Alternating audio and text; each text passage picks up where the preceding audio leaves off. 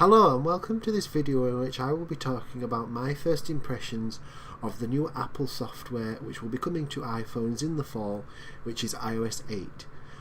I think iOS 8 adds a lot of functionality that has been missing from iOS for a lot of long-term users and people who are going to be coming to it for the very first time. I think the most important feature that was mentioned at WWDC 2014 this year was the continuity.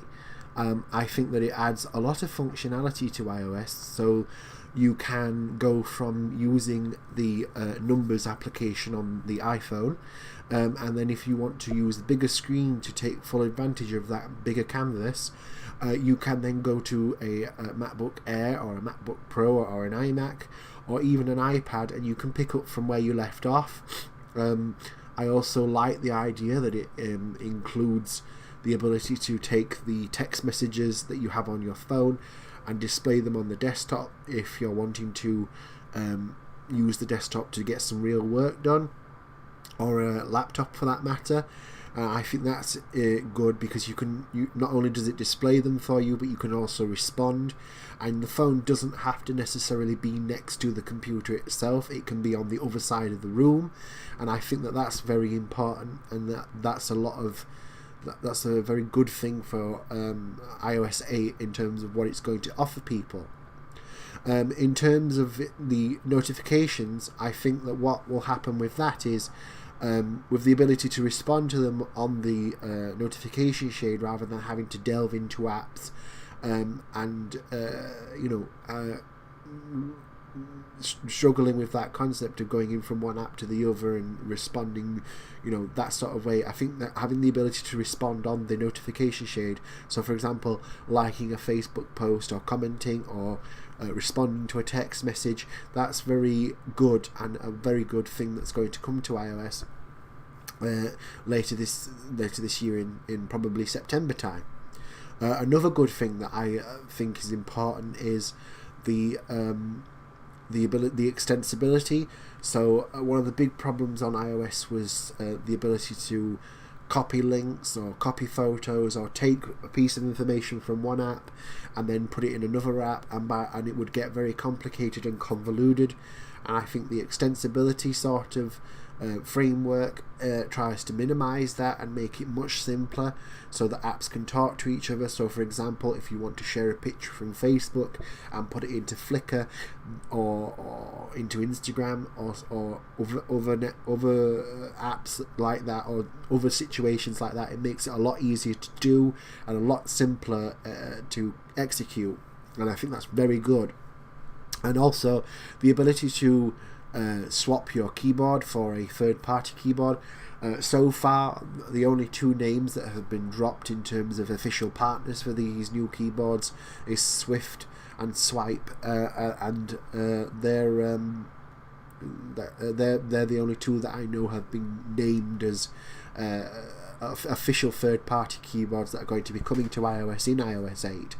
And in terms of what I think that this offers to individual people, I think for long-term users of iOS it brings those functionality sets that have been missing, and it makes the OS fresh and new, and it makes it exciting, and it's a very exciting time to be on iOS because a lot of these improvements are going to make the experience a lot simpler, a lot more streamlined, and it's going to be very good. And I think from a new user perspective, particularly those who are using Android or Windows Phone, it will start to feel a lot similar to what they're offering, but better in some circumstances. And I think that's a really important thing that a lot of people are going to look and think, yes, I can actually use iOS now, I can make it my own in some sort of way. And the ability to have widgets in your notification shade is also important. So for example, say you're bidding on an item on eBay, and rather than going into the app, you can raise your bids in the notification shade, which is again very good, and it's very it's streamlining the experience, it's making it much easier to use, and I think that's incredible. And it's going to make iOS so much more user friendly, so much more streamlined. and I think that that's important for a lot of people. And also the Hey Siri functionality, where you can say to the iPhone or the iPad, even if it's off, all you have to do is say Hey Siri and it will wake up and it'll listen for what you want it to do, but it has to be plugged in. But I think that may seem like a negative, that it has to be plugged in, but a lot of people are saying that it's because of the hardware limitations on the A7 at the moment. So what we'll probably see in September with the iPhone 6 is the ability to use Hey Siri even when it's not plugged in, because the system architecture of the chip will be of the A8 will probably be different and probably accommodate the ability for Hey Siri to be used more ubiquitously. And it will probably also come with a bigger screen, the iPhone 6, so that you'll be able to put more widgets, you'll be able to see more glanceable information all at once, and I think that's going to be important to a lot of people. So basically this video was just my thoughts and opinions about iOS 8.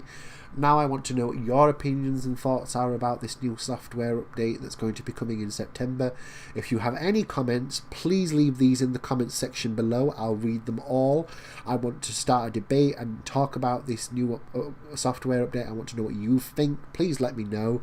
If you liked this video, please hit that like button, which will be around here somewhere. And if you want to subscribe to me and see similar videos like this, please also hit that subscribe button, which will also be around here somewhere. And if you want to follow me on any social networks, I'll leave these in the description below as well.